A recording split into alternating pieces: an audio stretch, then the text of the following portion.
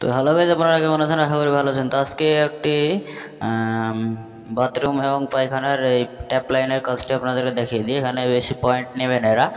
তো এখানে দেখুন, প্রথমে এখানে এটা হলো প্যান বসিয়ে রেখেছে আগে থেকেই। তো এখানে এদিক থেকে লাইন আসবে, হ্যাঁ, এদিক থেকে লাইনটি আসবে জলের। আর এখানে একটি ট্যাপ হবে এবং এখানে সুইচ হবে, আর এখানে একটি ঝর্ণা হবে, ঠিক আছে, স্টপকক। তো এখানে উপরে স্টপকক বসবে আর এখানে তার সুইচ হবে, ঠিক আছে। আর এখানে একটি এখান থেকে এখানে একটি ট্যাপ হবে, আর এই জায়গায় সুইচটি বসবে, সেজন্য এখানে বেশি করে ভেঙে নিয়েছি।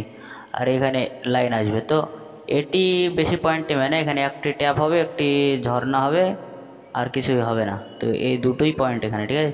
তো এটি করার জন্য ওই দিক থেকে আমাদের লাইন আসবে, ঠিক আছে, ওই দিক থেকে লাইন আসবে। তো ওইদিকে একটু দেওয়ালটিকে ফুটো করে দেবেন, আর এখানে দেওয়ালটিকে কেটে নেবেন। আমরা গ্রাইন্ডার দিক কেটে নিয়েছি, তারপরে এটিকে মেশিন দিয়ে ভেঙে নিয়েছি, ঠিক আছে। তো আপনারা এভাবে ভেঙে নেবেন। তো এটিকে আমাকে ফুটো করতে হবে দেওয়ালটিকে। তো আমরা গ্রাইন্ডার দিয়ে কেটে আমরা এই মেশিন দিয়ে ভেঙে নিয়েছি, ঠিক আছে। তো আপনারা এটাই করবেন, তাহলে হয়ে যাবে। তো এই দেখুন, আমি এটি কিন্তু এখন ফুটো করে নিলাম হ্যামার দিয়ে। এই দেখুন, এই ফুটো করে দিলাম, ওই দিক দিয়ে পাইপ আসবে, ঠিক আছে।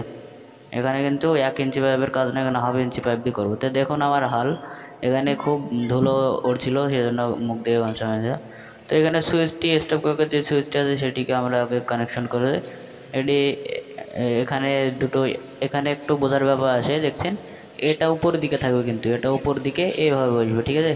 আমরা এটা উল্টো করে লাগালে সমস্যা হতে পারে, জল কম বাড়াবে। তো এটিকে আপনার উপর দিকে দিয়ে দেবেন, ঠিক আছে। তারপরে উপর দিকে দিয়ে এটিকে আমরা প্লাস্টিকের যে দুটো দেখতে পাচ্ছি, এটা এমটিএফ ব্রাশ দিয়ে করা হয়েছে, ঠিক আছে। এখানে এটা আগে থ্রেড টেপ মেরে নেবেন, তারপরে এটিকে এভাবে টাইট করে নেবেন, ঠিক আছে।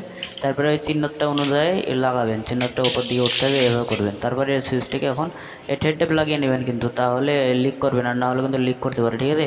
তো এটি লাগিয়ে নিয়ে তারপরে এটিও করবেন। তো এটি করার পর আপনারা দেখতে পাচ্ছেন পাইপটি সেটিং করে দিয়েছি। এটা সবাই করতে পারে, সেজন্য এটা দেখায়নি। এখানে কীভাবে করেছি সেটি দেখিয়ে দিচ্ছি আপনাদেরকে। দেখুন, এই দেখুন, এদিক থেকে লাইন আসছে, এটা হলো মেন পয়েন্ট। এখানে লাইন আসছে, এই দিক দিয়ে লাইন আসার পরে এখানে ফুটো করে দিয়েছি। তো লাইন আসার পরে এদিকে এসে এই নিচে একটি এলবো ব্রাশ এলবো লাগিয়ে দিয়েছি।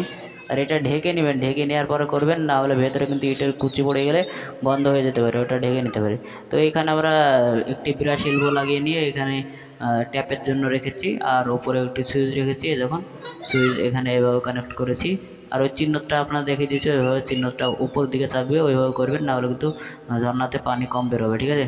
তো তারপরে উপরে একটি আর একটা ব্রাশ এলবো লাগিয়ে নিয়েছি উপরের দিকে। দেখুন, উপরের দিকে আমরা একটা আরেকটি ব্রাশ এলবো লাগিয়ে নিয়েছি, এখানে ঝর্না সেট হবে, ঠিক আছে, স্টপকক। তো এখানে এভাবে সেট করে দেবেন। তো এটি খুব সিম্পলভাবে করতে হবে। তো যারা জানেন না তাদের জন্য ভিডিওটি করেছি, আর যারা জানেন তাদেরকে তো এইসব বিষয় না জানলে হয়। তো ছোট্ট দুটো পয়েন্টের এটা করেছি। এখান থেকে আমরা কত টাকা নিয়েছি সেটি বলে দিচ্ছি। এখানে আপনারা আপনাদের অনুযায়ী কাজ যেরকম করবেন সেভাবে টাকা নিতে পারেন। এখানে আমাদের 2 ঘন্টা মতন লেগে গেছে। তো সবাই ভালো থাকেন, পরে ভিডিও দেখা হবে এরকম ইলেকট্রিকের ভিডিও নিয়ে, হ্যাঁ।